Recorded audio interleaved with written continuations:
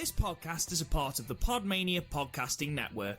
Check out podmania.co.uk to check out more of our great podcasts, features, reviews, match ratings and previews spanning the crazy and diverse world of professional wrestling.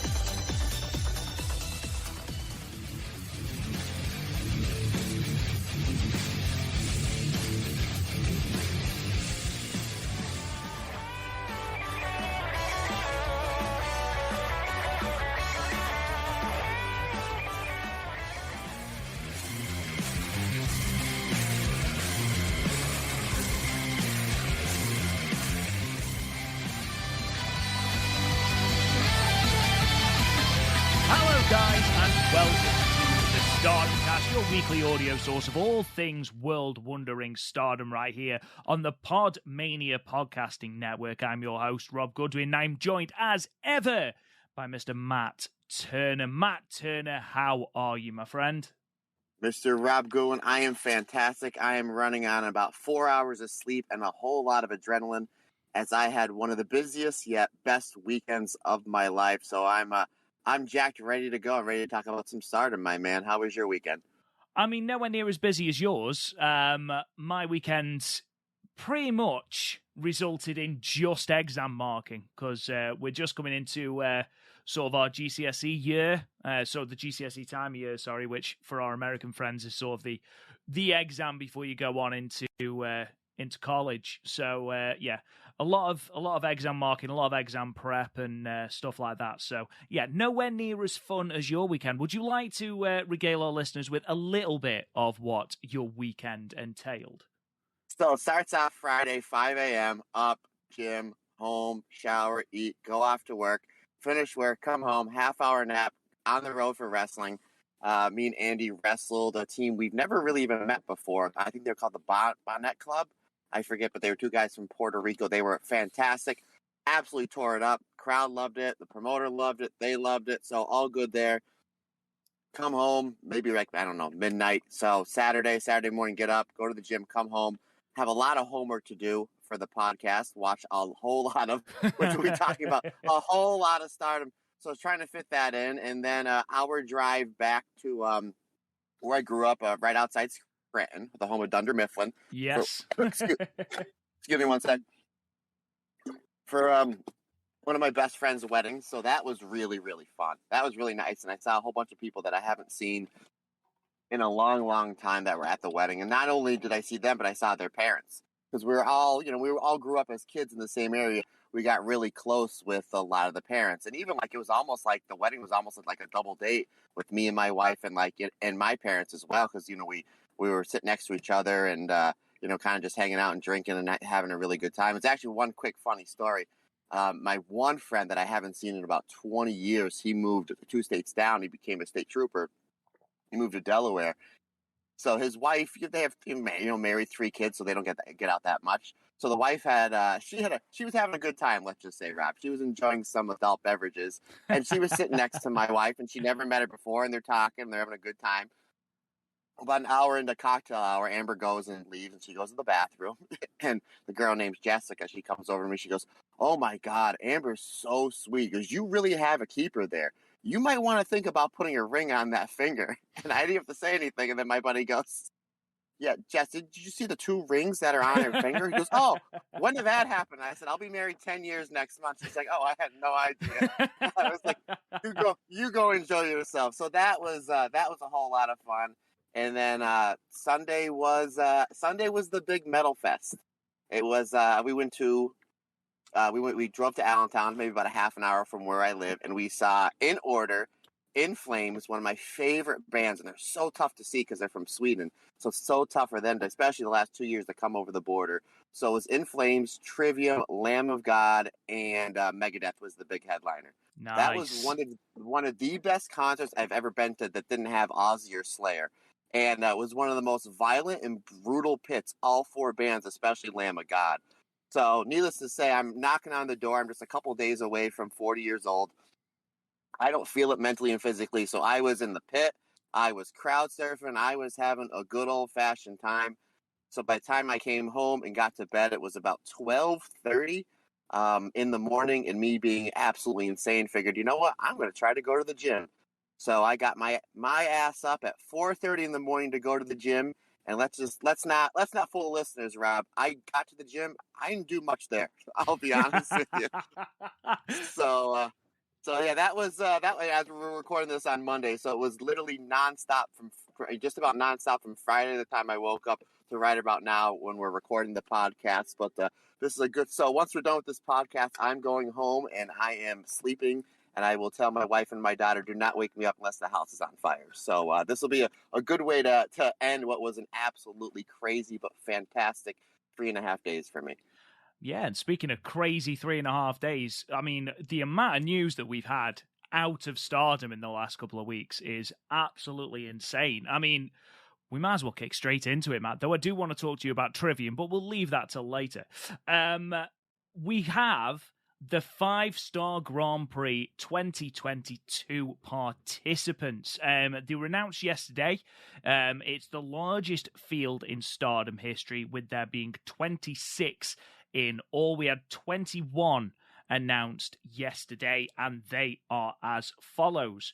Mayu Iwatani, Koguma Hazuki, Hanan making her tournament debut, Azumi, Utami, Sayaka Mitani, Saki Kashima, Starlight Kid, Momo Watanabe, Julia Maika, Himika Natsupoi Tekla, also making her tournament debut, Tam Nakano, Mina Shirakawa, Unagi Sayaka, Syuri, obviously last year's winner, Mirai making her tournament debut, and then from prominence, both Risa Sera and Suzu Suzuki, again, both making tournament debuts. Now, obviously, that is 21. There is going to be one special participant named at a later date.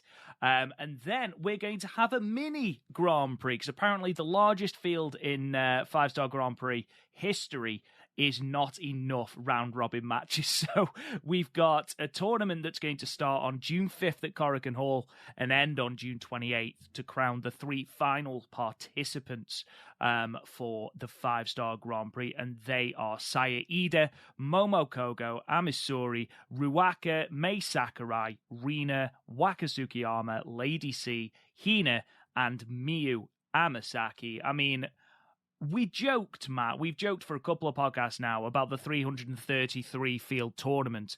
But Jesus, we weren't far off, apparently. We were pretty close, buddy. We were pretty close. Yeah, I saw, with me being as busy as I was, I tried to stay on Twitter and Facebook and Instagram as much as possible to try to keep up on the news. But I didn't know what the participants were, and I did know that there's a mini tournament where they're going to have, it's 3 winners of the, correct? 3 winners from the names that you just announced? Correct, yes. Obviously we'll preview more in deep detail. Who do you think is going to be the 3 winners out of the mini tournament? Well, Velkage on our Discord has actually said a 26 people 5-Star Grand Prix is a weird number. Who out of the qualifying block would you most like to see in the tournament? And it's, if you're asking me who I'd like to see in the tournament, Sayurida has to go in. Yeah, Sayurida has to win. Yeah. Lock. I would like Amisuri. And between Momokogo and Miyu Amasaki, I'd like one of those two to go through. If you're asking me who I think is going to go through, Sayurida I still think is going to go in. To be honest, I think it's a little bit criminal that she's not in already. I think we're going to see Mei Sakurai. I think Mei Sakurai is going to go into the tournament, especially as she seems to be gaining some sort of a mini push at the moment as well. And then I think it'll be between Ruaka and Amisuri, I would have thought. But what about you? Who do you like to see? Who do you think is going to be?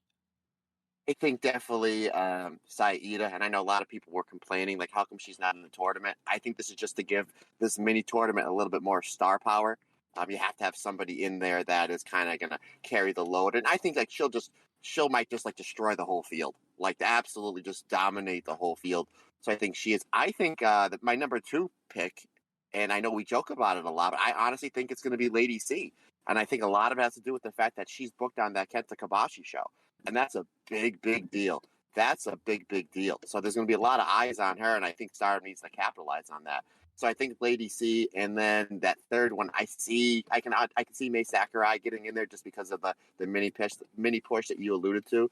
But I would like to see Amy Sorry. I think it's too early for Momo Kogo. I think it's too early for Miyu Amasaki.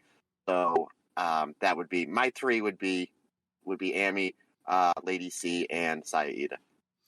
I mean, you say it's too early, and it is a grueling schedule. Obviously, you look at the field, but what a way to get reps in under your belt. By having singles matches against people of a high quality.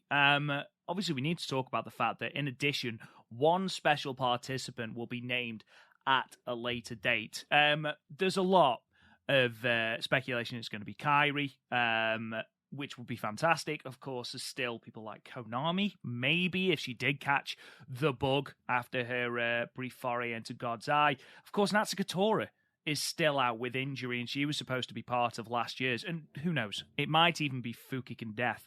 Matt, who would you like to see be that special participant, and why is it Kairi?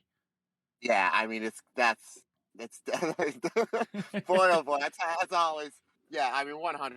Well, outside of Io Shirai coming back, for the tournament, I think it's got to be Kairi, but I know when she first came back, we thought, okay, she's going to be in the 5-star, and then she had the 2 really good matches at World Climax. We talked on this podcast.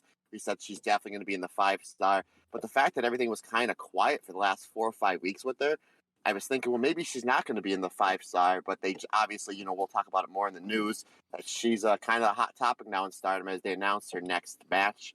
So I think they're just going to take that momentum. And I think if it's anybody but her, I think it's going to be a real letdown. Like, no disrespect to Konami. If it is her, obviously I'm a big fan of Konami. I would like to see her in the 5-star, but if I can have my pick of any one person, it's got to be Kairi. Yeah, and they did sort of allude to the fact when they did the press conference announcing her return that she'll be doing something akin to a full-time schedule. So, and at the moment she is being used as, rightly so, more like a special attraction. So it will be a good way of sort of reacclimatizing her to a Stardom schedule or something like a Stardom schedule. I know that it's far too early, Matt, and obviously we've only got 3/4, 4/5 of the field. But if I had to hold a gun to your head now, who do you have winning the tournament this year? Still going to go with my pick. That's been my pick since the beginning of the year. I think it's Julia. I think they're basically, they broke her down to build her back up. She had that fantastic match with Sherry at World Climax. I think one of, if not Julia's best match ever. I think that they're kind of just, slow burning her with this prominence feud. That'll probably be over with sometime in the summer.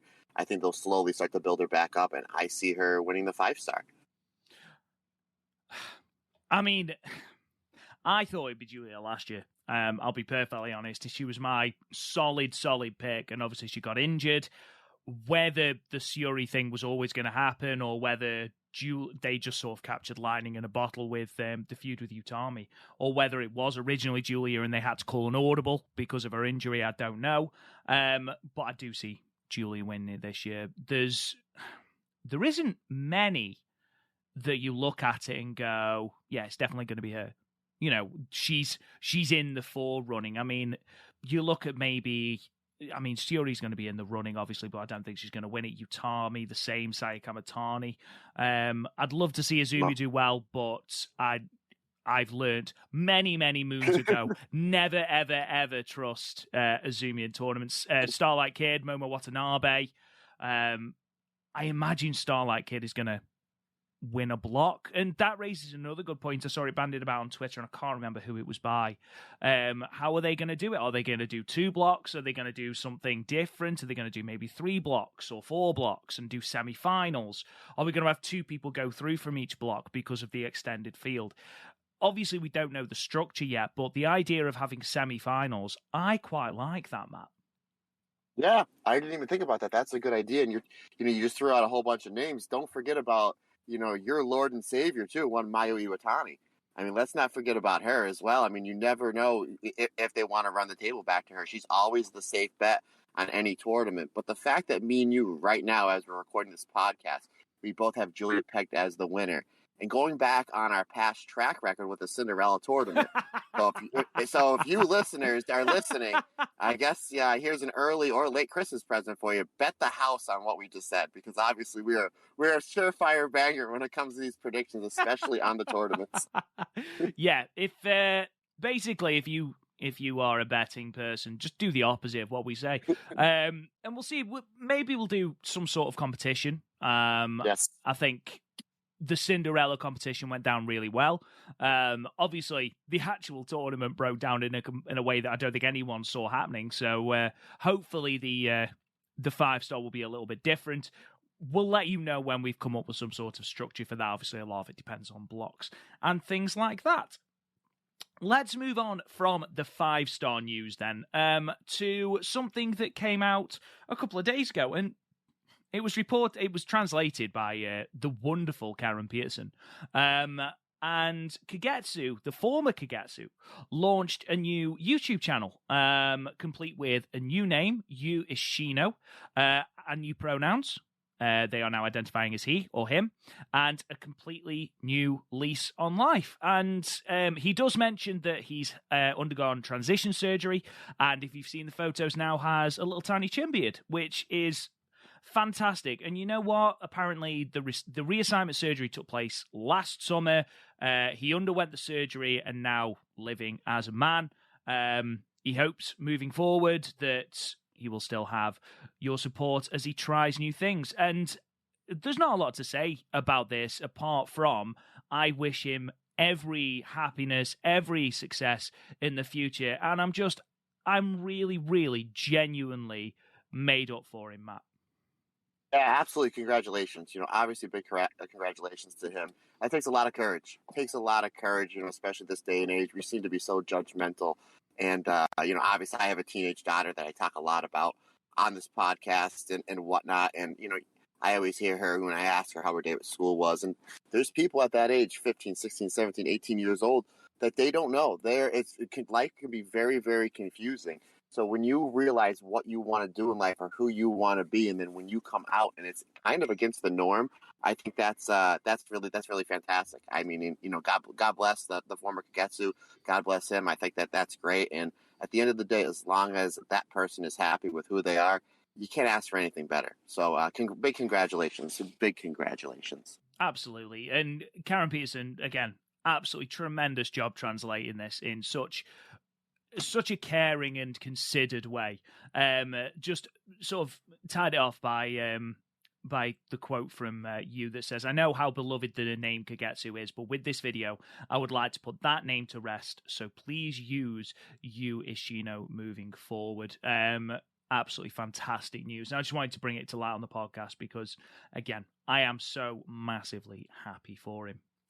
I'm so glad you did, buddy. So glad you did. Yes, the biggest congratulations. So we then move on to something that Matt has already mentioned, the Kenta Kobashi show, Fortune Dream 7, which will see Himeka take on the Great Car C as part of the show on June 15th.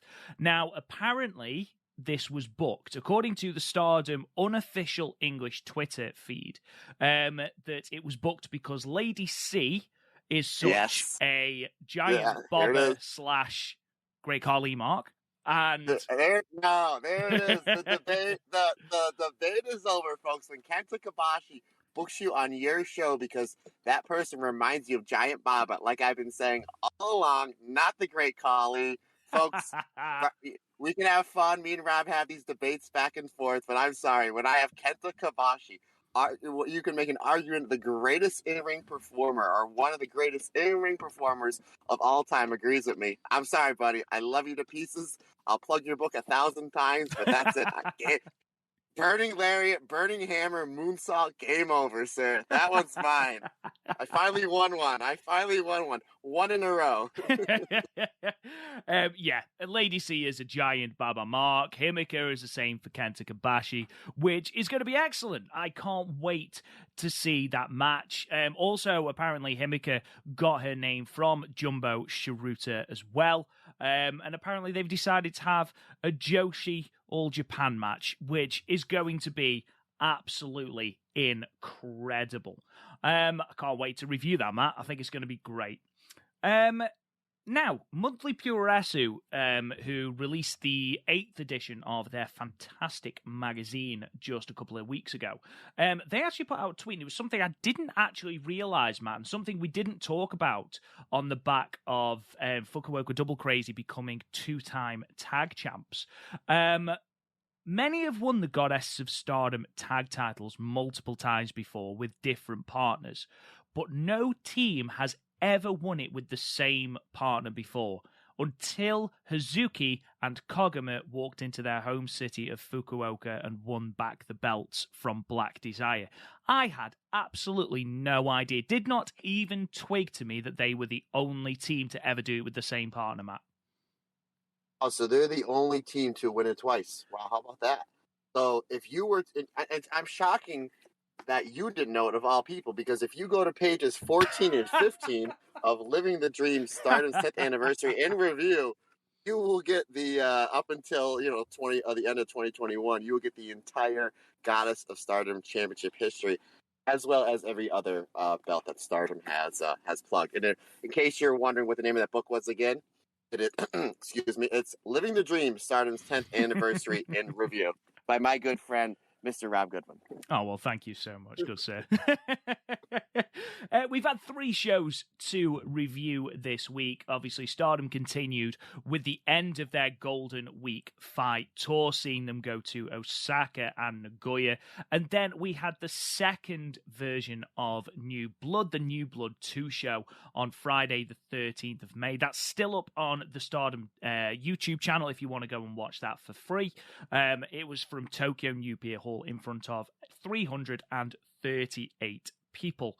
What we're going to do is we're going to fire through the results of the Golden Week fight tour night 5 and night 6, and then sort of cherry pick some of the moments from some of the matches to talk about, and then we'll go into a little bit more detail in regard to New Blood. So we'll start with the Stardom Golden Week Fight Tour 2022 Night 5, which took place on Saturday the 7th of May 2022 from Edion Arena, Osaka, number 2, in front of 544 people. So the results are as follows.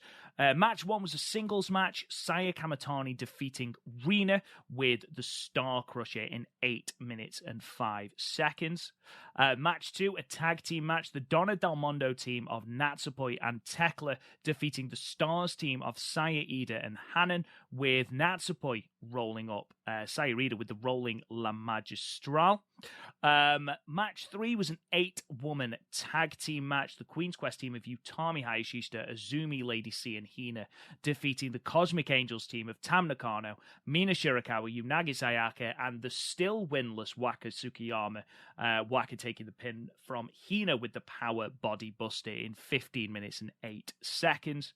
Match 4, another 8-woman tag team match, the God's Eye team of Shiori, Mirai, Amisuri, and Konami making her last appearance, defeating the Oedetai team of Starlight Kid, Momo Watanabe, Ruaka, and Saki Kashima with the Suzaku in 14 minutes and 12 seconds. And then our main event of night 5 was an 8-woman tag team match, the Donna Del Mondo team of Julia, Maika, Himika, and Mei Sakurai defeating the Stars team of Mayu Iwatani, Koguma, Hazuki, and Momo Kogo, with Mei Sakurai getting the pinfall over Koguma with the Sakurai clutch in 19 minutes and 31 seconds. Quite a lot to talk about, actually, on this show, Matt. Where would you like to start? Well, I mean, I don't want to go through everything, but I kind of just want to cherry pick certain points on each match, because I think there was something really solid in each one. First of all, Saya Kamatani and Rina, I thought was excellent, especially for an opener. Kind of weird to have on, one of these Road to shows, your secondary champion, the white belt champion, basically in the singles match. But we talked I think it was probably even last show, how Saya Kamatani is one of the MVPs of this year, not only in Stardom, but just in all of wrestling. But what she showed here is where she can take somebody that's underneath a younger talent like Rina and give her enough. So it's like, this is the first real match, real singles match I saw that Saya Kamatani was able to lead somebody that was, you know, for lack of a better term, a step or two below her. And that's no disrespect to Rina. I think Rina's fantastic, especially at her age. But I think Saya Kamatani is just evolved to such a great main eventer. So I thought that's a real big plus when you can take somebody as young as Rina is, and Saya was basically, you know, not carrying the match but leading the match, and she gave her enough to where she looked really, really good. That's just another feather in the cap of Saya Kamatani in this year in 2022. That not only can she have these, you know, match of the year candidates against like the bigger competitors like a Micah, like she had with Tam, Utami, etc. But now she can take the middle of the card talent and have bangers with them as well. So I think that's just another plus for Saya. Yeah, absolutely. I said during the main event of the Fukuoka Goddess Festival that Saya Kamatani is having such a worker of the year, at the moment, everything she touches turns to gold. She's having banger after banger with everyone she gets into the ring to. And Rina and Hina are both improving at a great rate of knots. I think I was talking to someone about this. I think it was on the Patreon about Hina. The one thing I thought she was lacking was the charisma that Rina quite clearly has. And I think now that Hina's come back, and stupid as it sounds, her hair's grown, she looks like a completely different performer, and she's got that sort of charisma. And Rina here, I think, did really, really well. You know, Saya Kamatani obviously led the match, but Rina was an excellent foil. Let's put it that way. Her bratty sort of demeanor that she's got at the moment as part of Younger Wedatai, I think, really came through in this. And overall, it was actually a really, really good opener, and they gave it a good chunk of time in 8 minutes and 5 seconds. I want to talk about match 2. Go ahead, sir. Natsupoi and Tekla. I am such a huge fan of that team. I don't know what it is. I don't know whether it's just the sort of intensity of Tekla and just the fun of Natsupoi, or the fact that they're both such fantastic competitors. But whether it was who they were paired with in Sayarida and Hanan, who were, again, the perfect foil for that team. The impromptu pose down between Sayarida and Tekla, I thought that was hilarious. And then we had a little bit of story continuity in Natsupoi eating all of these chops from Sayarida and taking them equally hilariously. I really, really, really enjoyed this match, man. Yeah, I mean, right from the pose down, you can kind of see that they were posing, and they were trying not to break a smile, but you can see that Tekla was going to last all about 3 or 4 seconds, especially Sayarida in broken English. It's like, no, you have good muscles. And then it's like, no, you have good muscles. I thought that was funny. And then I was like, yeah, once they lock up, Sayarida's just going to eat Tekla for lunch. But I've been really critical of the usage, the psychology of the move of the toxic spear, just because, like I've said before in this podcast over and over again, kind of doesn't make sense when you see the move coming and she just does it. On this match and then the next show, she completely changed it. She changed it up by, not completely, but she takes a quarter step to the left and then spears forward. So not only does it look better, it looks more intense, it looks like it has more impact, but the psychology of it makes sense because now it's like a misdirection. So just by her taking like that quarter step to the left and then that quarter step back to the right where she spears through her opponent, I thought was absolutely fantastic. That's like the biggest takeaway. As much as I like a good Ultimate Warrior, Ravishing Rick Rude style super pose down, as much as like that, my biggest takeaway in the match is how she was able to improve the toxic spear just by doing 2 different steps. So kudos to her on that for being able to take what is a cool looking move and make it look even better. Yeah, absolutely. And just going back to that pose down, both Tekla and Sayarida are in phenomenal shape, but it's only when you put Tekla, who is ripped to shreds, by the way, she is stacked, but it's only when you put her next to Sayarida, who is just... she's on a different level, isn't she, to anyone else on the roster. It's only when you put Tekla next to Sayarida when you realize just how stacked Sayarida actually is.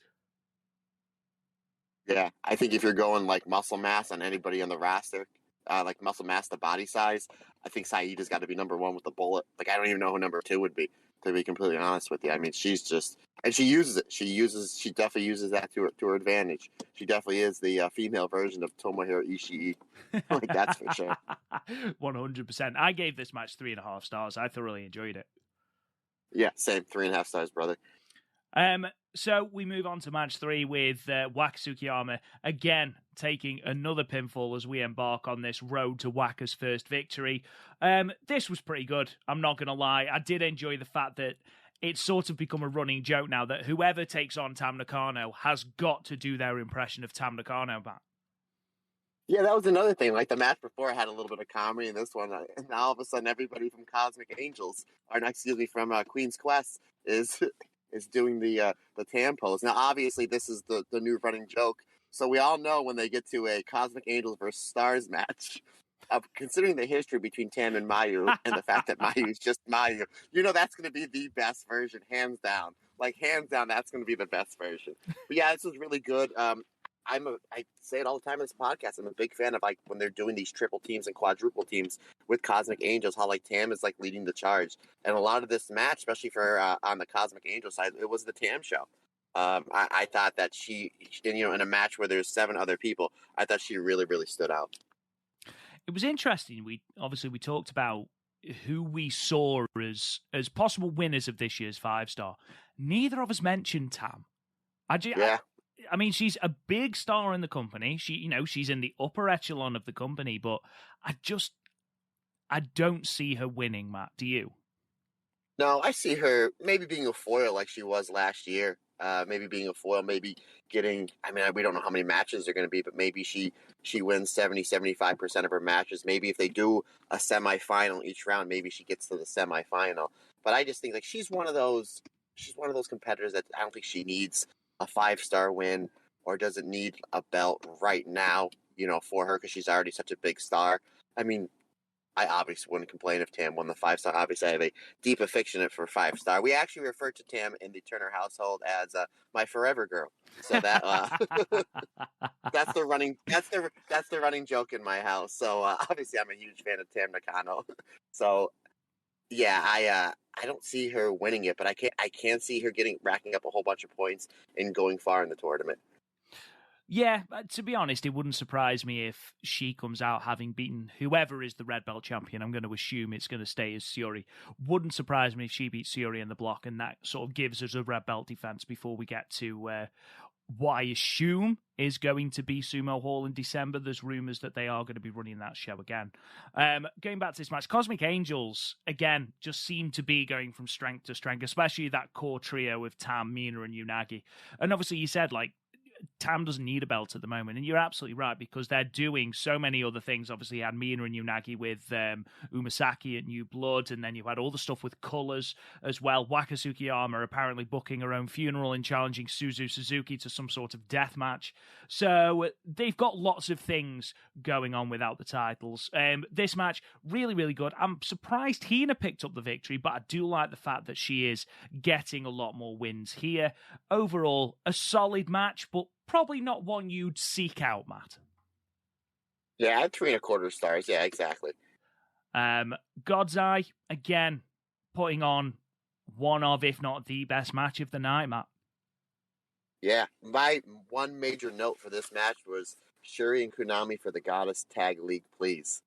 Like, those were how they yeah, that's the dream team. I think I might want that team more than Mayu and Kari at this point, for what I like in wrestling. For not, just the way that they've been gelling so well during this whole entire tournament. And obviously we don't think it's going to be Konami as a surprise entrant. We think it's going to be Kari. So obviously that leaves Konami out for that tournament. She might not be ready, but maybe come towards the fall when they do the Goddess tournament that she'll team up with Shuri, which what a banger of a team that'll be. Just think about how stacked like that with the two of them, Micah and Himika, Julia and maybe Tekla probably might be Tekla and Natsupoi, because that's like your new hot team right there.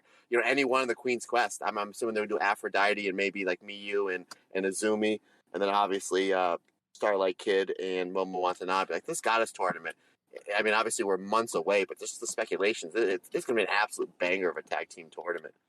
Yeah, I mean, if you're gods, I mean, we're assuming, or we're hoping, sorry, that Konami comes back for that. But if your God's Eye teams are Syuri and Konami and Mirai and Amisuri, Jesus Christ, it could be an all God's Eye final. And I don't think many people would complain because those two teams will be fantastic. I talk about this every podcast, and I know I do, and I know I sound like a broken record, but I cannot believe that Oedetai are the same faction that I was repeatedly slagging off at the start of 2021. Like, I didn't have a good word to say about Oedetai, and I'll hold my hands up and say, do you know what? They still weren't very good. So I'm justified in that, but I cannot believe the turnaround.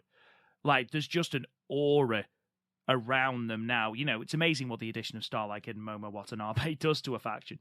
But overall, I thought this was a fantastic match. Again, you had the strikes of the like of Syuri, the like of Momo Watanabe. Momo Watanabe versus Mirai is a singles match I would love to see sooner rather than later, please. If Mirai wins the white belt off Saya Kamitani, and obviously we're going to preview Flashing Champions next week, Momo Watanabe as a challenger to Mirai would be an absolute banger. Just those two kicking seven shades out of each other. I would love to see that, Matt. Yeah, even I had my third note is Momo versus Mirai, please, and my second note is Konami versus Momo. The Konami versus Momo exchange is what my dreams are made of. Because as much as I like the Mirai Momo stuff, I like the Konami Momo stuff even better. I gave this 3.5, Matt. It was 3 3/4. Yeah. To be honest, the tag match 2, this match, and then the main event, I'd check out just for A, the finish, and B, just the absolute carnage that happens before we even get to the opening bell. So, first off, Mayu steals someone's sign. Then she fights Maika due to gimmick infringement, apparently, because Maika shows Mayu that she's got a wristband as well and is going to throw it into the crowd. So Mayu fights her for it. Maika gets it off her again, lobs it, or attempts to lob it, into the crowd, and somehow hits the ring announcer flush in the face. Mayu then makes to throw hers at the ring announcer, which causes him to cower in fear. It's utter pandemonium before the match even starts, Matt. Yeah, it seems like a lot of these matches on this card, it was like before even the first lockup, it was like, holy geez, you're between the superpose down, like the everybody trying to pretend that they're Tam in the next match. I think that's what it was. Like the team meeting was like, all right, let's steal the show. It's Golden Week. Let's do something different. Yeah, everybody do something wacky in the beginning, like before you lock up, just to do something different. But obviously this is going to be known for Mei Sakurai getting that pinfall victory over Koguma. And obviously this would lead to the Mei Sakurai and Julia challenge for the Goddess of Stardom belts against FWC. That's going to take place at Flashing Champions. But more than that, the reaction of Maika, Himeka, and especially Julia to Mei Sakurai getting this pin. You've got Maika and Himeka literally launching themselves across the ring at Mei to celebrate with her. And then Julia just in tears, actual tears with the emotion and how happy she is for Mei Sakurai. She may not be everyone's cup of tea, and she's not mine. I have no issue saying that, and probably everything I say on the podcast probably makes everyone realize that, but I was so happy for her, and the reaction of the rest of Donna Del Mondo was excellent. Really, really put over this victory, Matt. Yeah, I mean, they're doing a good job building her up towards obviously for this tag title shot. They did it when we reviewed the pay-per-view last week when it came down to her and Mirai. It's like, wow, out of all the people in Donna Del Mondo, you're giving her the push. And it seemed to work out pretty well. It's like, hey, sometimes you have to give the ball to somebody. Say, hey, see what you can do. This is your opportunity to shine. Make the most of it. She did it there. She did it here. And obviously, we'll talk about New Blood. I thought that I thought she had the best match on that show. Like I said, we'll get to it in a little bit. But this is the right way to build somebody up for a challenger. We kind of dragged on Stardom's booking a little bit when we talked about how when Shuri was being challenged for the red belt against Himeka. Like, they didn't really build her up that well. There was a whole bunch of time limit draws. She really didn't have any big wins. Where it's like, They're doing a good job building her up here. I have a feeling that she's going to be the one eating the pinfall in that tag match, but at the same time, you're putting a little bit more stock into her. And I know that she cut a promo right when she turned, where she went to Donald Del Mundo, that she either quit her job or sold her business or gave her share up in whatever business that she had because she wanted to focus on wrestling full time. And for me, that's ultimate respect. The fact that you're going to give up something you're doing, guaranteed paycheck, and able to support yourself and your family, to put everything, all your eggs in the one basket of wrestling, you can't help but to be supportive of that. But I'm not too far behind you, my man, where I know you're not the biggest May Sakurai fan. And yeah, neither am I. But at the same time, what I just said, that she's making that sacrifice to put everything in for wrestling, and it's starting to show. It's starting to show in these last few shows. So it's going to be interesting to see what happens with her. Yeah, this push that they're doing with Donna Del Mondo, it feels a little bit more organic than it did with Cosmic Angels, where she was just suddenly in the Future of Stardom picture, when she clearly was not ready. I feel like they've built it a lot better here. I feel like she gave a fantastic account of herself during the New Blood show, which we are going to talk about. And actually, she was one of the remaining members of Donna Del Mondo before she was pinned in the Captain's Fall match, which we're going to talk about in a moment. It was Tekla that was pinned first. So I think that it's probably a given that Mai Sakurai qualifies out of that qualifying block for the 5-star. And again, if you want to push someone, if you want to build someone, put them in the 5-star. Make them have repeated matches, singles match against the best people in the tournament. You're only going to get better. You're only going to learn more. So, do you know what? If that's what happens, I'm fine with that. Let's move on then to Night 6, Stardom Golden Week Fight Tour 2022 Night 6, Sunday the 8th of May 2022 in Nagoya Congress Center Event Hall in front of 731 people, the biggest attendance at the venue. The previous best was 593, which the company pulled in 21st of March 2022, with the show that was main evented by the SWA World Women's Championship match between Tekla and Ruaka. So again, I'll fire through the results and then we'll just sort of cherry pick bits from these matches. Match 1, singles match. Hina defeated Waka Tsukiyama with the body power buster in 5 minutes and 54 seconds. Match 2 was the Captain's Fall 3-way 9-woman tag team match. Cosmic Angels team of Tam Nakano, Mina Shirakawa, and Unagi Sayaka defeating the Donna Del Mondo team of Maika, Mai Sakurai, and Tekla, and the Queen's Quest team of Saya Kamatani, Utami Hayashishita, and Lady C. After Tam eliminated Saya Kamatani over the top rope in 11 minutes and 31 seconds. Match 3, the 6-woman tag team match. We had our time limit draw, which was God's Eye team of Shiori Mirai and Amisori, and the Donna Del Mondo team of Julia Himika and Maika. That's a great match. Spoiler, by the way. Match 4, semi-main 10-woman tag team match. The Stars team of Hanan Hazuki, Mayu Iwatani, Momo Kogo, and Saya Ida, defeating the Uedatai team of Momo Watanabe, Rina Ruaka, Saki Kashima, and Starlight Kid, with Saya Rida getting the pinfall with the vertical drop brainbuster. And then for our main event, the High Speed Championship match, Azumi, the champion, retaining the belt, defeating Koguma with the numero uno in 11 minutes and 35 seconds. Where would you like to start, Matt? I would like to go with match number 3, please. The Donald Del Mundo team versus the God's Eye team. This is my one really big note is I can watch Shuri versus Julia every single week, and we kind of talked about why we think Julia's going to win the 5-star. I think I think Julia and Shuri, I think they're going to build towards them being the main event on their the big show of the year, the Dream Queendom, which we think that's going to be. They're like almost version of WrestleMania, but these two just absolutely have fantastic chemistry. I mean, I know it had to be heartbreaking to break the two of them up, but I think there's more money in them wrestling each other than teaming. So I thought that was really good, and I was a big fan of the Himika Mirai sprint towards the end. Like you can always hear the timekeeper counting them down, and you can see Himika Mirai really, really putting their foot on the gas to try to finish each other, but only that they couldn't. So I thoroughly enjoyed that.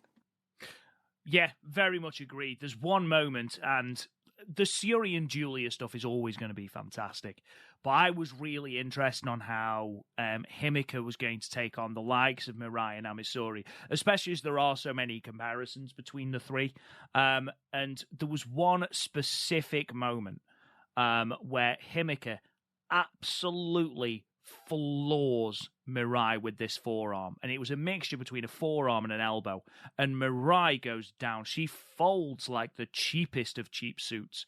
It sounded brutal, Matt. I heard somebody say something either Twitter or Instagram. They said that they said that Himeka's forearm is it's what they call it, the Queen's Road elbow. And considering the fact that she's in that Queen's Road match, and I was like, that's pretty good. That's really good. I like that. The Queen's Road elbow. Yeah, that's shades of Mitsuha Masala right there. I mean, just absolutely dropped it. I don't know if Mirai was doing her best Stan Hansen sell, or she was a little bit just out, or a little bit from column A or column B. But yeah, that was flush. That was flush. Yeah, this to me was, aside from the main event of this night, was my match of the two nights. I gave this 3 3/4 stars.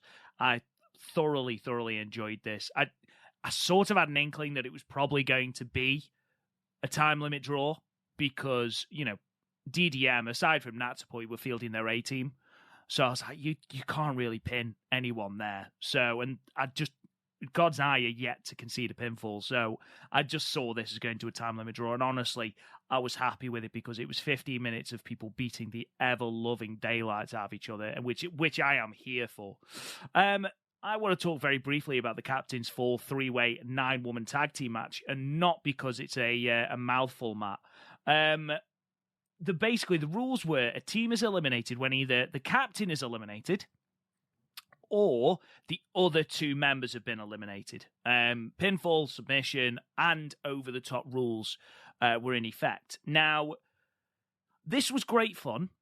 You know, it was a throwaway match. It was over with in 11 minutes. So, you know, it was very quick. However, there was so much confusion at the end because that's why I didn't want to talk about it. But since you're the brave soul to bring it up, I'm sitting there. I'm trying to take notes. I'm like, oh, I thought it was really cool when Saya did like a slingshot reverse Hurricanrana to get her and Momo over the top rope, and I'm like, that was cool. Like, it didn't come off as clean as I think she wanted to, but it's still, I thought it looked really cool. So yeah, they were on the top rope. Saya eats the violent shooting, takes the bump on the apron, rolls to the outside. I'm like, okay, that was a really cool fall. But then they're trying to figure out, like, Mina and Unagi are running over to the timekeeper, like, almost yelling at Roxy Ogawa. And I was like, well, who's the captain of Queen's Quest? Now, obviously, you know, we'll talk about it later this week or next week when we review the show that just happened on Sunday, because now we have an official captain. But it's like, yeah, they never officially announced who the captain was, at least for that match. So I think, like, Unagi and Mina were running over, and I'm like, yeah, I'm confused. And I don't think it had anything to do with the language barrier. I think if, like, it was in English, I still think I would have been confused. But what I can't understand is, even so, irrelevant of whether Saya was captain, Lady C had already been eliminated because Mina had eliminated her with the implant DDT. So that's right. So even if Saya wasn't the captain, it doesn't matter because there was only Utami left. So by the rules, it's irrelevant. Cosmic Angels had already won. But yeah, complete confusion. It did sort of take away from the victory. But like you said, Mina and Unagi sprinting over to the timekeeper and just lambasting the poor bloke really was entertaining. Folks, so that's why Rob is the smartest person on this podcast. But I have the bar really low. It doesn't take much to be smarter than me. But damn, I have fun on here. Damn, I have fun. Match 5 then, the main event, the high speed championship match, V3 for Azumi, the 22nd champion. An interesting fact going into this, Matt. This is Koguma's 4th unsuccessful attempt at the high speed belt since late November 2021. She has had, including this, 4 shots at that belt since November. Do you think, obviously we talked a little bit about the lack of depth in the high speed division. How happy were you to see some fresh blood challenge for this belt? Yeah, this was really solid. But yeah, I mean, they have to have some more high-speed wrestlers in there. Consider the fact that how stacked the roster is. I think that's what you're going to see. We talked about it before. I think you're going to see like Momo Kogo. You might see Hanan. Obviously, what happens after the match, we have a complete fresh matchup coming up on the next pay-per-view. But I didn't know that Kagama had that many unsuccessful title defenses. I guess she's trying to do her best Starlight Kid impersonation. See, you could say that apart from the fact that at least Kagama has actually held the belt at some point. Well, eventually Starlight Kid got it. Was what, the 7th time was a charm? 7th time, yeah, 1 for 7. Yeah. So you only need one. All you need is that one. But Kagama and her ice cream entrance music, I think she gave a fantastic. I think she gave a fantastic account of herself here. The work that Azumi did on Kagama's arm was fantastic, and I do like the way that they integrated that in with all the the closing stretch was phenomenal. Those close roll-up pinfalls, Kagama coming off the turnbuckle post. You've got Azumi doing all the things that she does so fantastically well, firing around the ring like a pinball. Azumi is another one in that Worker of the Year category. I mean, for me, it goes Syuri, Saya Kamitani, and Azumi. And there's nothing between Saya and Azumi. But overall, another really, really, really fun match. And Azumi hasn't missed yet with the high-speed belt. I mean, a match with Mesa Ruga was fantastic. This match, Kagama is fantastic in ring. As Azumi said after the match, you are a genius. She did also say that you can challenge again once you've proved yourself again. Hopefully that's in a couple of months' time as opposed to in the imminent future. But having Tekla challenge Azumi, like, Tekla's shown little flashes of how good she is, like, in that sort of style, like short bursts, really explosive pace. So I can't wait to see this match for Flashing Champions. And we touched on it when we announced the full card. Don't be surprised if Azumi versus Tekla steals the show. Yeah, absolutely. And Tekla's coming off what me and you and many people consider her best match with Mayu. So her even in a loss, like I always say on this podcast, that it's not who goes over, who gets over. So even in a loss, she got over really well there. So her stock's higher than it already was. And it's not like her stock was low to begin with. So now she's going to be in this match with Azumi, who's, almost stealing the show. I mean, it's almost, like you said before, Sherry, Saya, and Azumi on these big pay-per-view shows. It's like, who's going to try to outdo each other? So yeah, that's a match that absolutely can steal the show, and obviously I'm sure Tekla's going to be up for it. And I've had a lot of people that on Twitter, they were messaging me and making comments. They think Tekla's going to win the title. And obviously, again, we'll preview that when the time comes. But right now, as we're recording this, I don't see them taking that belt off of Azumi anytime soon. As just because, like I mentioned before, with that belt on Azumi, you're raising the prestige with that belt, and I think she can main event some of these bigger shows like she did here. So obviously, it's going to be interesting. Stranger things have happened. Yeah, it's her first singles title main event, which is crazy, really, when you consider it. But, as I've already said, she hasn't missed yet. That match against Starlight Kid at Cinderella Journey, the match against Mesa Ruga, and then this match as well. I gave this a flat 4 stars, thought this was great, Matt. Yeah, I had it 4.25 stars, which is kind of funny. All these high-speed title matches of Azumi, that's probably my lowest ranked one. 4.25 stars. Get your stuff together, Azumi. That just shows you how good she is. Yeah, I have her in my top 4 workers of the year, and that's both on the female and male side. Yeah, she's having a fantastic year so far. I'd love to see. I'm not going to kid myself into thinking that she's winning or getting through to a final of the 5-star. I do think Starlight Kid will, but that's beside the point. But I'd love to see her have a decent run. I think she's reached 8 points the last 2 5-stars. So to see her maybe, especially with more competitors in there, maybe get her reaching 11 points, 12 points, not necessarily challenging for block leadership, but asserting herself, getting some important wins over people. Like she beat Takumi Iroha. She beat Syuri again.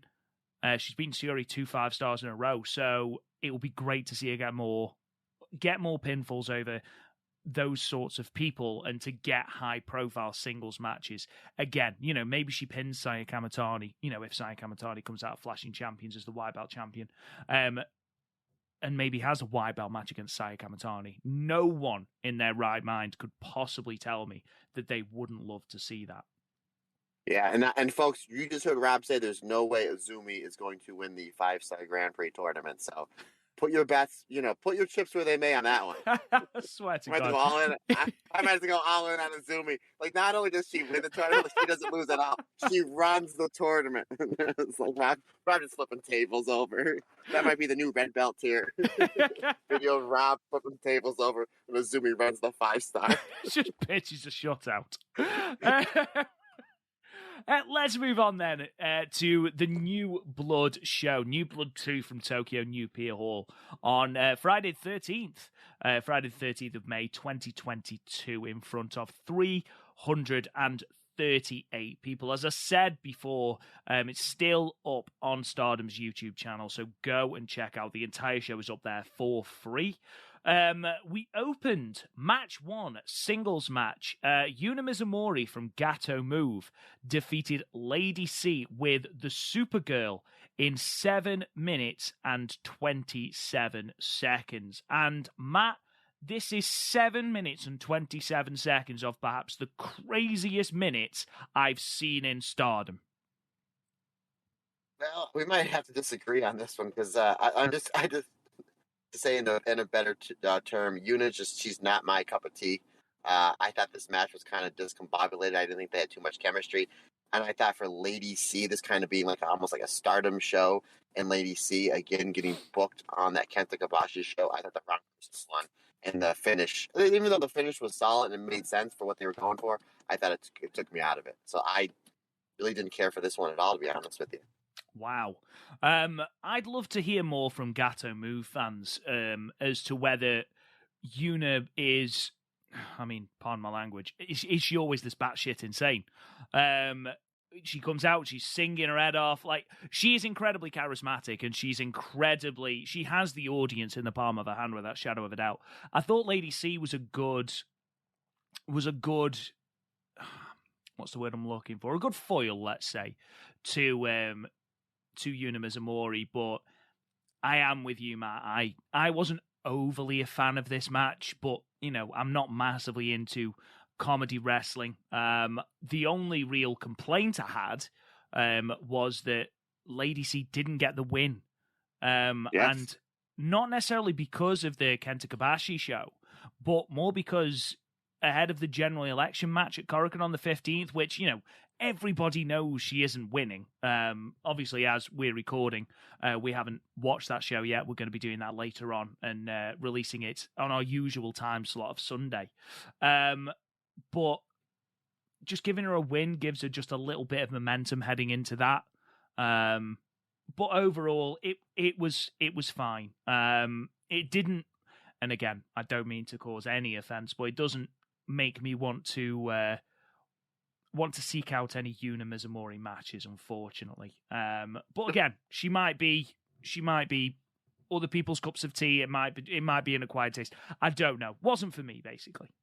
Yeah. Well, let's put a positive spin on it and then move to the next one. Yuna, you said it, a minute ago. She had the crowd in the palm of her hands. And at the end of the day, whether you're wrestling lucha, whether you're wrestling European style, American style, deathmatch style, at the end of the day, you want that crowd to be happy. And she had the crowd pretty well going, towards the main parts of the match. So, yeah, I mean, if it works for her, God bless her. But yeah, just really not my cup of tea. From a match that wasn't necessarily my cup of tea to a match that very much was. Match 2 was a tag team match. Hina and Hanan and the Just About team of Aoi and Tomoka Inaba ended in a time limit draw in 15 minutes. I love this match, Matt. Absolutely. And there's one thing I want to point out. It's like 2 months ago or so on this podcast, you were telling me how much you like Hanan's entrance theme. And obviously, if you listen to this podcast, or just what I talked about an hour ago, the fact that I saw 4 phenomenal metal bands back to back to back, that is obviously my cup of tea. So I remember Rob saying that, and I'm thinking in my head, well, what an idiot! Like, really, it's hey Jay, I'm like really now. Every time she comes out, I still look forward to that theme. damn you, Rob Goodwin. But yeah, this was absolutely fantastic. I mean, this is a match that I think Rossi Ogawa has to look at, and I know that one member's in Stars and one member's in Queen's Quest, and obviously that the 2 of them are sisters. But you might have to think somewhere down the road, somewhere soon, you might have to put these 2 as a normal tag team. We talked about the possibly dream teams of the teams in the Goddess of Stardom tournament. I would love to see Hanan and Hannah in that tournament. Obviously, they're not going to rack up a lot of wins, but they'll be getting, as we talk about all the time, reps against some of the best tag teams in the world. But I thought the two of them looked great. And, we saw this Just Tap Out team before at New Blood 1, and I thought everything was solid. I thought all four competitors came out looking better as they came going in. I thought the tag team work between the two teams was really good. The psychology made sense. And if this was like an MMA fight where it went to the 5 rounds or the time limit drought like this did, who do you give the win to? Like sometimes it's like, oh, well, this one had 60% of the match or 70% of the match. To me, this was 50-50. It was split right down. So if I was a judge and supposed to give a winner for this, I would call this one a draw on the cards as well. But I thought this was an absolute perfect match from 4 fantastic competitors. Yeah, I spoke before when we were having a look at the preview of New Blood 2 that the person I was most looking forward to seeing again was Aoi. And she didn't disappoint. Not only did she not disappoint in ring, but she has this charisma, whether it's the dance, whether it's this new mask she's got, whether it's how she is in ring, because she is quite...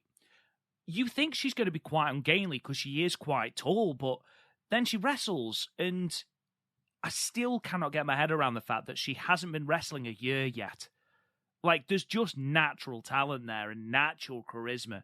And Inaba, I forgot how good Inaba was, and it's to the point where it actually makes me want to check them out in Just Tap Out. And I know Just Tap Out is, not exactly the biggest Joshi company, and that's surely the whole point of New Blood, is to get people, invested in these younger talents. I'd go out of my way to check out more Aoi stuff and more Tomoka Inaba because I thought both of them were fantastic. And obviously this ended in a time limit draw because we are going to get Aoi and Inaba challenging Hanan, both women after the bell, expressed an interest in Hanan's Future of Stardom belt. So, that telegraphs the result for Hanan versus Ruaka if it didn't already. But having Hanan versus Aoi for the future belt, maybe as the main event of New Blood 3, or even Hanan versus Inaba, that would be fantastic as well.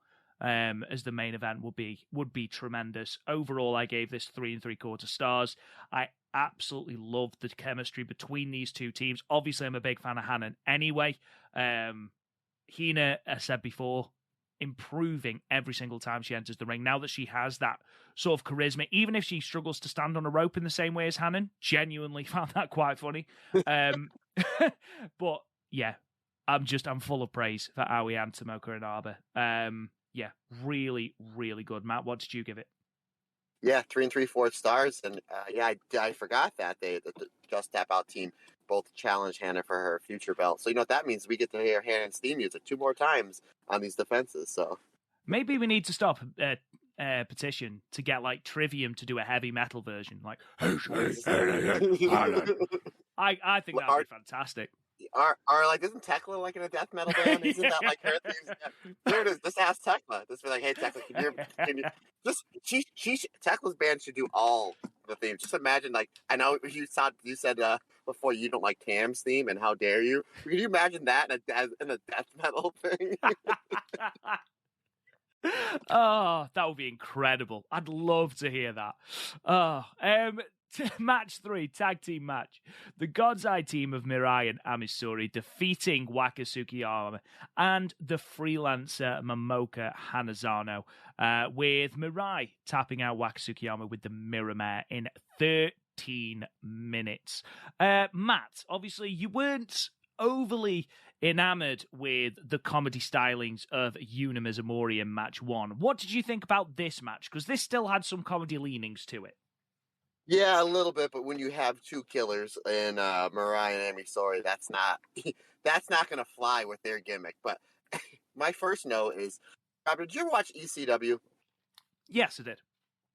Okay, so you know the wrestler by the name of New Jack, correct? I think people who haven't watched ECW might be familiar with New Jack. So what happened with New Jack is, if you've seen his matches, they would play his theme music throughout the entire match. And it was Natural Born Killers by, I believe it was Dr. Dre and Ice Cube. And as this match was getting started, obviously we seen, poor Waka. I've never seen her tag partner before. Obviously we know Mirai and Amy Sora, they bring it. I was thinking that this match they should play Bring Your Daughter to the Slaughter by Iron Maiden just on repeat. Because I thought this was going to be an absolute mop job, and it wasn't. It wasn't. It was a very competitive match. I really, really liked it. Obviously, they gave Waka a lot of stuff. Obviously, we've seen her before, but her tag partner, Hanazono, am I saying that right? I believe so, yeah. Again, we might be butchering these names. It's usually me that butchers them, so yeah, we apologize if we are. I got Waka's name right, so there we go. I got 2 points today. All right, way to go. But no, I thought this was really, really good. Yeah, they did the comedy spots where they mattered. They didn't overdo it with the comedy. I have no problem in comedy and wrestling, but when the whole entire match is like based around that, kind of takes me out a little bit. So if you like sprinkle some stuff in, like Cole Cabana, like the perfect comedy wrestler, like he sprinkles his comedy wrestling in with his technical wrestling and his like the European stuff that he does. So like to me he's like the barometer of like you're not doing too much to take the fans out of it. And again, in my opinion, there's some people that they want comedy throughout the whole match, and hey, that's just fine. But I thought the comedy was well placed here, and it meant well. And we all knew what the finish of this was going to be. Poor Waka, even on the Just Tap Out shows, still eating the pinfalls, or on this part, the double wrist lock, still eating the submissions. But God bless Roscoe Gower. He's sticking to his guns, man. He's sticking to his guns. Like, no, she's in a match. I don't care where it is. She's taking the fall. Imagine if Waka Tsukiyama makes it into the 5-star. I mean, she won't, because she'll lose every match. But imagine the pop if she gets the win over Mai Sakurai that stops Mai Sakurai going to the 5-star. I didn't even think about that. That's good booking, sir. Look at that. I come up with good ideas occasionally, Matt. Just occasionally. Match 4, tag team match. The Colors team of Yuko Sakurai and Rina Amakura defeated the Stars team, Sayurida and Momo Kogo, with the diving senton in 11 minutes and 3 seconds. Matt, what was your opinion the first time you've seen Colors in ring? I was thoroughly impressed. I thought this was solid as well. Obviously, we're big fans of Saida and Momo Kogo. She's come so far, so fast, and I think we both have her pegged as a big, big star, the next few years for Stardom. But I was generally really impressed with the Colors team. Again, the finish kind of caught me off guard. That a lot of these matches ending with the Stardom people taking the falls, and I didn't think they'd be booked that way. But I guess it's a good way to shine up talent that we've never seen before. But I thought the way that Rina and Yuko worked together, I thought was really good. Their single stuff looked really good. Their selling was really good. Their feeding. Obviously, you're in the ring with Saida. You know that you're going to eat some chops, so you may as well just feed. You may as well just feed for the chops and get it over with before she destroys you. So their feeding for Saida stuff was really, really good. And obviously that's important because that you're trying to get your opponent over and make your opponent look good, and that's Saida's bread and butter. So I thought their stuff there was really good, but I was thoroughly impressed with the Colors team. Yeah, I must admit I was slightly more impressed with Rina Amakura, who I believe was in the orange. She was very much in the Sayurida style, more of a powerhouse. Momo Kogo, you do forget with how well she's been doing that she is still a rookie. She is still quite green. And she had a couple of moments to forget in this match. She slipped off the rope trying to do the springboard dropkick, but she managed to recover. And Colors ultimately came out with the victory. And this was ultimately to set up the next chapter of their and Cosmic Angels' feud. Because after the match, Tam comes out and comes up with the suggestion of a match on the 5th of June at Korakuen, with whichever team loses being required to join the other unit. So I believe whoever gets pinned has to join the other unit as like a rookie or a trainee. So that could be very, very interesting. Unless, of course, Stardom go the safe route and just make it a time limit draw, Matt. Yeah, that's what I was going to say. I think they do a time limit draw. But I think the YouTube videos of, whoever loses has to join the other unit. I think they could do some like YouTube videos where they're cleaning their clothes, like young boy stuff. Where they have to wash their clothes, they're cleaning their mats, they're doing 1,000 squats, they're doing the push-ups going up the stairs. I think that would be some entertaining content on the YouTube channel. But yeah, I think you might be right. They just be like, we'll put that stipulation in there and we'll throw the old TLD up there.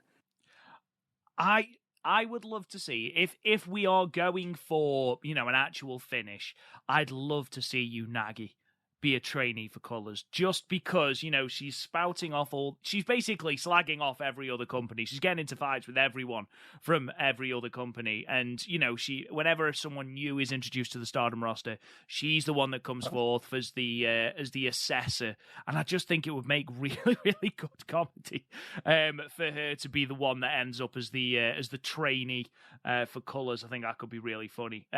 Velkage, by the way, if you're listening, I have seen that you'd like us to watch the Unagi and Great-O-Khan video. I haven't had a chance to watch it yet, but I will watch it, and I'll talk about it when we do the Korakuen show. Match 5 then, and perhaps the main event, what should have been the main event of this show. Singles match, Suzu Suzuki of Prominence defeating Mei Sakurai with the German suplex in 12 minutes and 56 seconds. Now, many people, myself included, expected Mei Sakurai to be taken out of this match. What was left of her in a matchbox. But she gave a very, very, very good account of herself, Matt. Yeah, we talked about it just a few minutes ago about how they're doing a good job building Mei Sakurai up. Obviously, Suzu Suzuki is going to be in. Well, she's still doing the Julia feud, and she's going to be in the 5-star, so you have to keep her looking strong. But yeah, we thought again, we thought this was going to be another mop job here. But I thought even the psychology made sense. No one gave Mei Sakurai a shot here. As soon as the bell rang, she came out right on fire. Like, she wasn't looking for the counter strike or looking for Suzu to make a mistake or anything. She went to go punch first. Take that advantage first. I thought it was really good. And the way Mei Sakurai was getting into some of her submissions was really good. She had a really good STF lockdown Suzu Suzuki, and Suzu sold it really, really well. But that STF was very Yuji Nagata style, where there wasn't any holes in it. It was in the right ring positioning, and the way that they teased it, the crowd was kind of biting. That could have been the finish. But ultimately, yeah, it was just Suzu Suzuki just kind of running roughshod on poor Mei Sakurai towards the end. And I liked how she did the German suplex. It was almost like the 2-stage German suplex, similar to the way that Mayu does the 2-stage dragon suplex. I thought that was really good, and that bridge was absolutely perfect, and she hit her dead spot in the middle. I thought that was really good. And I'm going to say something that might get me a little heat with you here, brother. I thought Mei Sakurai's elbow, she actually did it off the top rope, not the second. I thought it actually looked pretty damn good here. I think it goes to show just how much I enjoyed this match, where I actually thought the elbow dropped looked half decent. There it is, folks. There it is. I think it might just be a case of don't do it from the second row, May. Don't do it from the second. Now, again, I'm going to shout out Karen Pearson because she's fantastic. I was reading her review, actually, of the show, and she wasn't massively enamored with the match because it seemed to be more about building the impending Julia and Suzu Suzuki singles match. And obviously during the match, Suzu Suzuki got in Julia's face and things like that. And you could argue that a lot of Mei Sakurai, because Mei Sakurai got a lot more offense in than I think anyone actually thought she would, was due to Suzu Suzuki's lack of concentration on the match because she was more interested in beating up Julia or teasing Julia. What about you? Did you feel that impacted? And then obviously what happened with Syuri and Risa Sera, which we'll talk about in a minute post-match. Did you think that hurt the match at all? No, not at all. Julia's a big star. That's what you want to build to. I see her point of view there, but I will respectfully disagree because I think Karen is absolutely fantastic.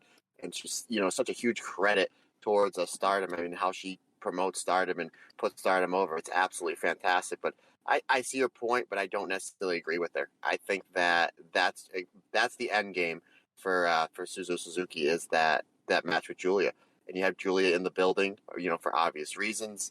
You have Suzu there. Of course she's going to come out. If you have somebody, Rob, that that's bullying you, that's pushing you around, that you have a problem with, and you're kind of looking to get in their face, and you just happen to be at the same place at the same time with them, and they beat up one of your friends, you're going to come to the save. You're going to get in their face. That's just a respect thing. I mean, she's beating up Mei Sakurai.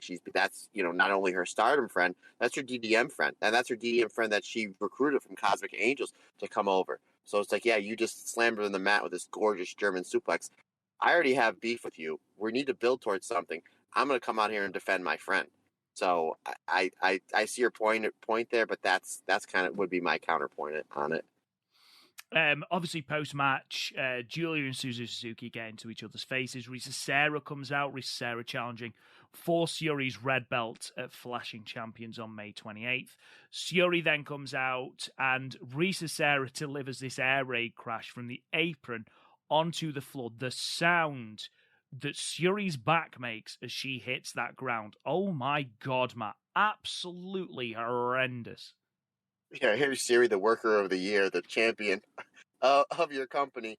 You're not on the show, and you probably took that was probably the worst bump. Like that was the biggest bump of the show. I'm trying to think if anything else was even bigger, but again, you basically all in one post match promo. You built to 2 matches and 2 main event style matches. So I thought that was good. Could have been another bump that they could have taken. Sure.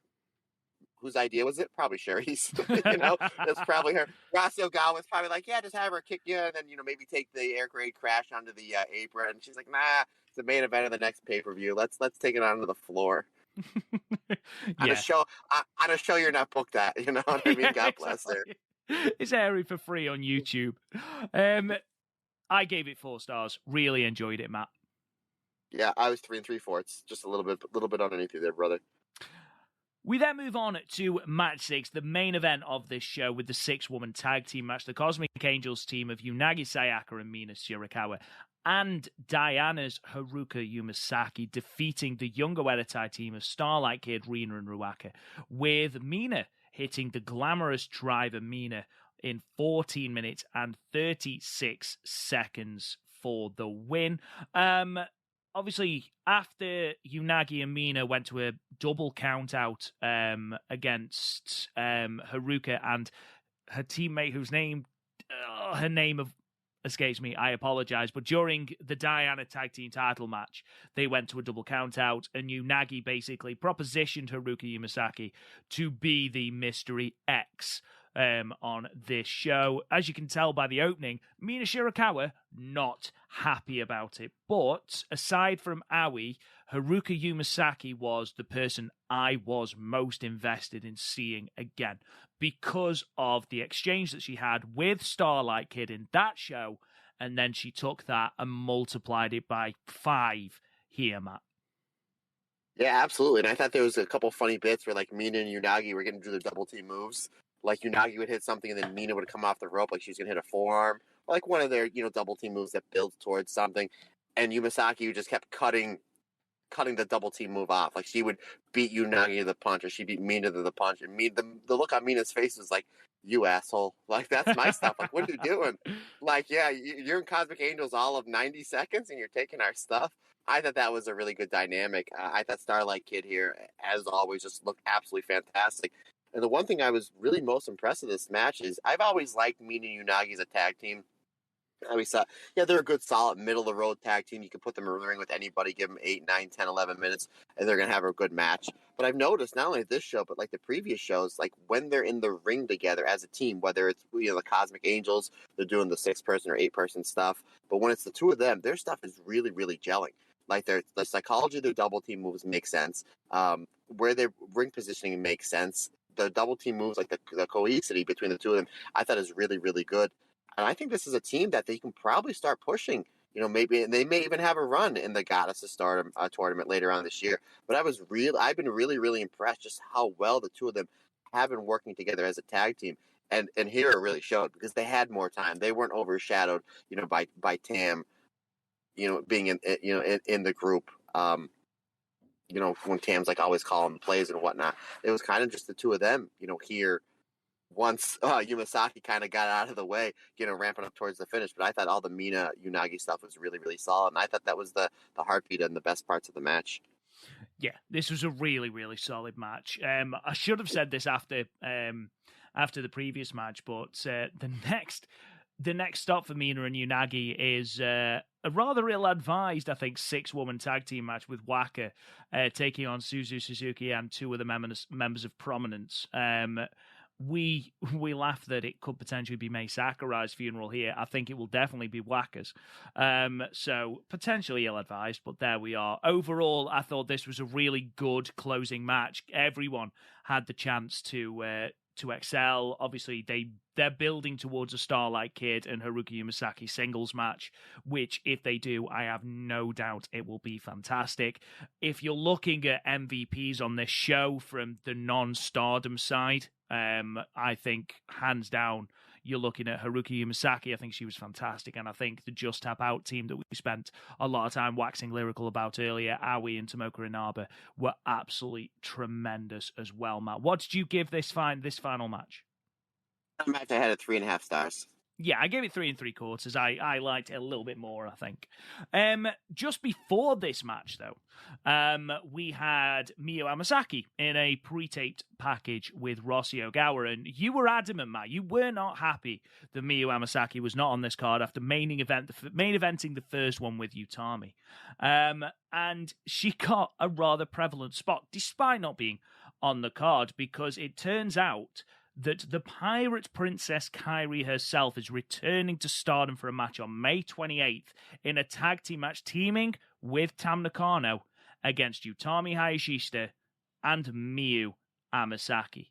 Now, that is going to be a very, very, very tasty match. And also, it's a very big tip of the cap to Miyu. They clearly hold Amasaki in very, very high regard, Matt.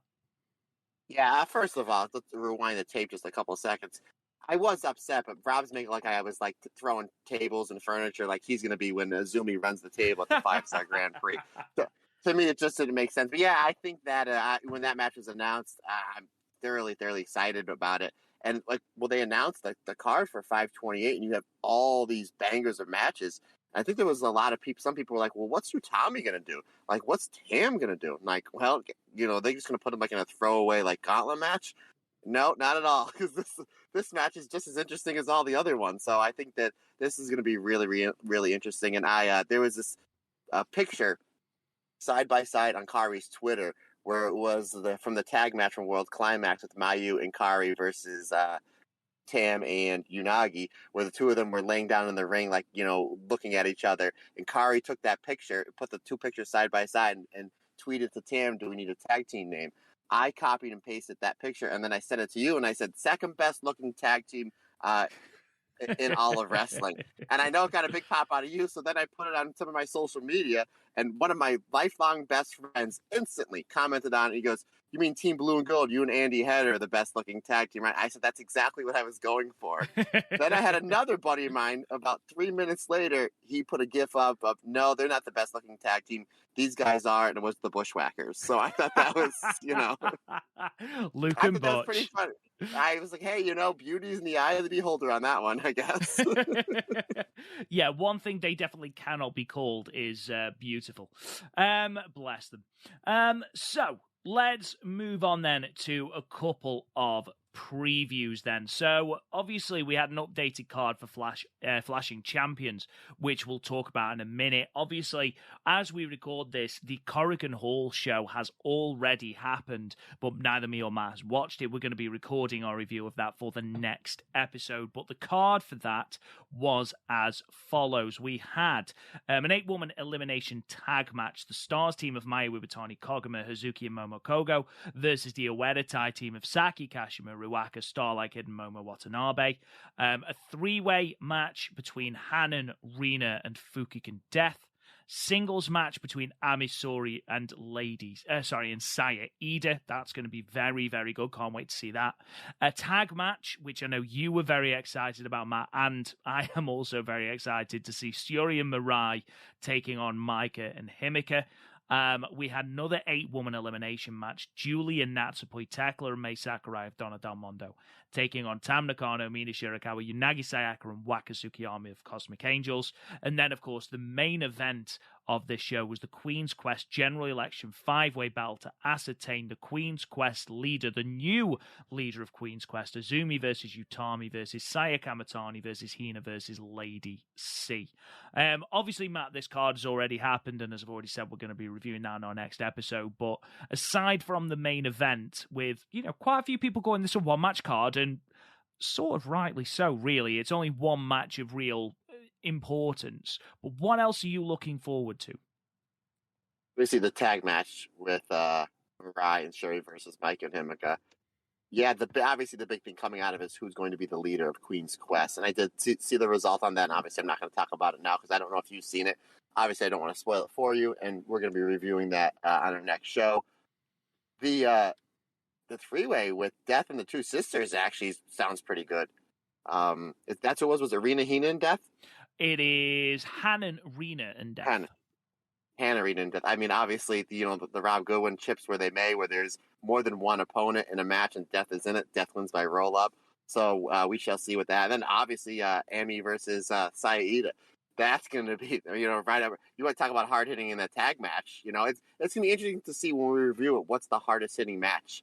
Is it the tag match or is it that match? So yeah, that should be interesting as well. And then you have Mayu Iwatani in a match where it's like an elimination. So she'll always tease some sort of weird way she's going over the top rope. Again, maybe she goes for the moonsault and she trips and falls.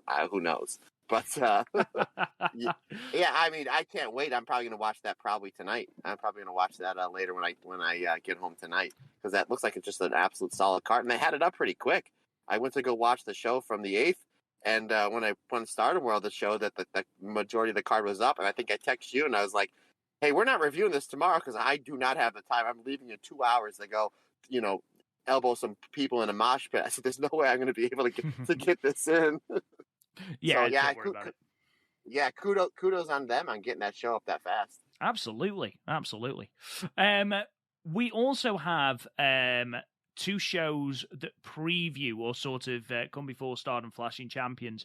May 21st in Nagano and May 22nd in IMES in Kofu. So we'll talk about those matches or those cards, in our next show, because at the moment they aren't confirmed cards. And then, of course, we had the updated card for the next pay-per-view, May 28th, Stardom Flashing Champions at Ota Ward City Gymnasium. And that card is as follows. The SWA title match, Mayu Iwatani versus Fukigen Death, based on the fact that Fukigen Death is, in fact, an alien.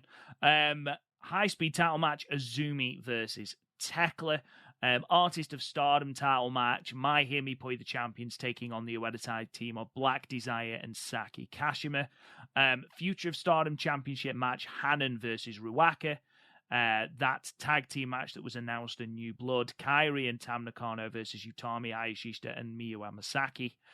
Goddesses of Stardom title match, FWC the champions taking on Julia and Mai Sakurai. Saya Kamitani versus Mirai for the Wonder of Stardom title match. And then, of course, for the red belt, the champion Syuri versus Risa Sera. A stacked card, Matt, again. Yeah, absolutely. Stardom just belting these pay-per-views just, right out of the park, one after another. I know there's some people that are complaining that there's too many of them and it's kind of being like cost efficient. And I understand that, but at the same time, you're getting your money's worth. Where you're paying your $35, $40 or, whatever it is, you can't watch the show and just like, yeah, I didn't get my money's worth. You are constantly getting your money's worth on the Stardom content, especially these pay-per-views. But like you look at the card with all the title matches, to me, there's 3 title matches that can go either way. Saya versus Mirai, the artist championship match. Now that Momo and Starlight Kid don't have the goddess belt, kind of maybe frees them up a little, where maybe they'll go on a little run with the artist belt. And I didn't think that Azumi was going to be in any trouble with Tekla, but there's some people that are on the old Twitter machine that's kind of swaying me the other way. So there's 3 matches that I think that it's quite possible a title change. And then, of course, the tag match you have with the Queen's Quest team of Utami and Miyu versus Kari and Tam Nakano as well. I think that'll be interesting. And I think it's going to be, it'll be a great match. I think we all know what the finish is going to be. We think Miyu is going to be eating the insane elbow. And then that's where I think Kari probably gets on the microphone and says she's the next entrant in the 5-star. At least I'm hoping. It wouldn't surprise me at all. It would make sense. Let's have a couple of quick-fire questions then. So, at Rockvale on Twitter asks, one of Sari's best friends is Natsupoi. Do you think WWE has any interest in her and reuniting their tag team in NXT? Do you think any other Joshis are catching their eye? I'm surprised that Julia and Tam aren't there already. I can see them being interested in Mai Suruga also.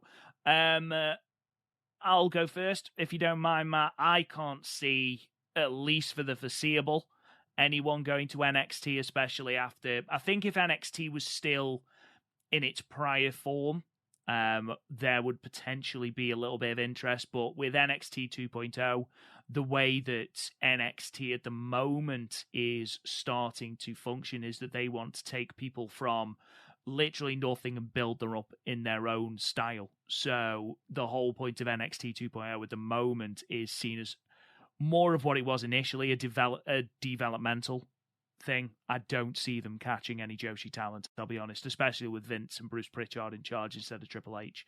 So, to be honest, I think Stardom is safe, at least for the moment, from any WWE poaching. What about you, Matt?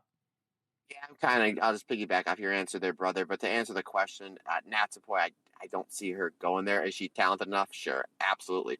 Would I like to see her go? Selfishly, no, because I'd want her in Stardom. But at the same time, where's she going to make more money? I mean, that WWE machine is just absolutely incredible. You know, between the merchandising, the action figures, you know, if you get in that video game, you're making money for years and years and years. So financial reasons, I would like to see her go, or anybody go, just, you know, to make the money.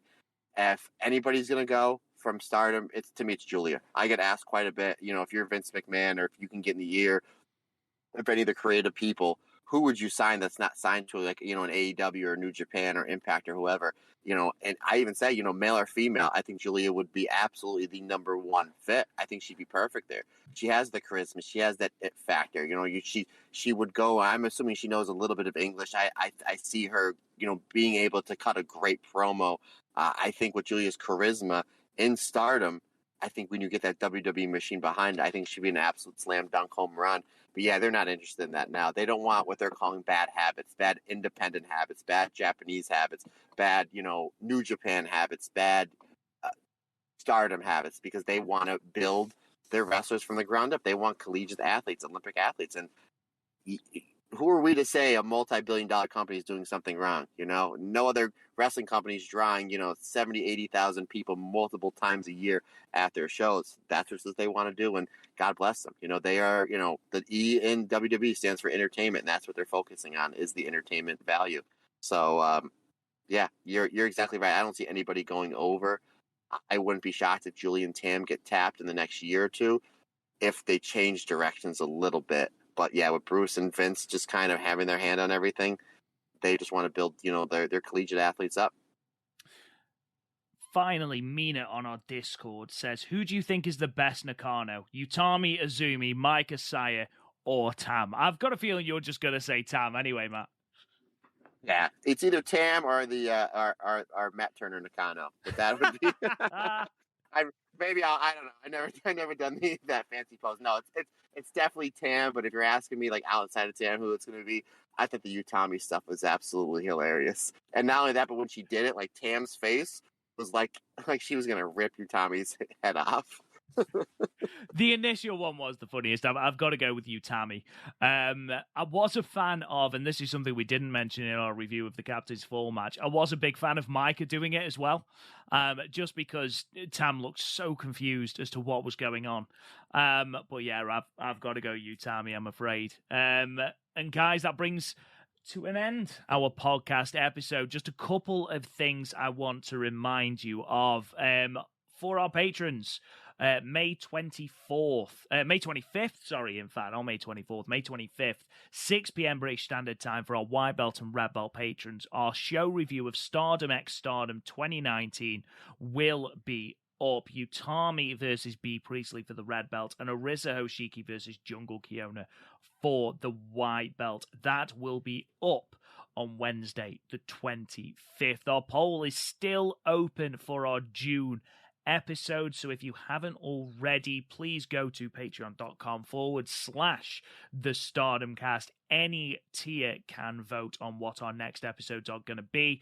You can vote on the Stardom 9th anniversary show review, a fancy booking warfare between myself and Matt, booking our ideal Stardom pay-per-view card top to bottom, Maya Iwatani Red Belt retrospective for her second run with the belt, Stardom X Stardom 2018 show review, or the match between Arisa Hoshiki and Hazuki from Stardom World Big Summit in Tokyo for the white belt. That will also be another fantastic match. In terms of the free feed, we'll be back on the 22nd, back to our usual Sunday slot at 11 p.m. British Standard Time for our review of the Korakuen Hall show, the preview of Flashing Champions, where me and Matt will come up with outlandish predictions, which will never in a million years happen. That will, of course, be up early on the 20th of May for our patrons. But in the meantime, guys, thank you so much for everything. I just want to shout out our fantastic patrons before we go. Thank you so much for supporting us, guys. We really can't thank you enough. Joseph Usher, Rob Jones, Niagara Driver, John Owen, Velkage Bracker, Tom, Ed BC, Brandon Neal, Steve Clark, Emerson Stone, Alex Tremaine, Mike, Jeff Baker, Steve Caclamanos, Colin Matthew, Eric Sandoval, Ben Grimshaw, Devontae Walker, Glenn Lake 8, Darren, Chris, Plug Pedro, Andrew, Andy Knudsen, Lewis, Douglas Cole, Peter Haas, the Hammerhawk, Steve the Teacher, Trey, and Andy Dufresne. Thank you to each and every one of you for supporting the Stardom Cast. We really do appreciate it massively. But in the meantime, you can subscribe to the podcast wherever you get your podcasts. We are literally everywhere. If you want to check us out on social media, just search for the Stardom Cast on Twitter, Facebook, Instagram, and YouTube. We are everywhere. You can follow me on Twitter at @RealRobGoodwin. Matt, where can they find you? You can find me on Instagram and or the Twitter. Just search Matt Turner OF. And my birthday is coming up this week, so I would like nothing more for everybody to go vote for us to review the Mayu Iwatani her second red belt title reign. That would be a fantastic birthday present, and I appreciate everybody that's listened to us and dropped us a comment.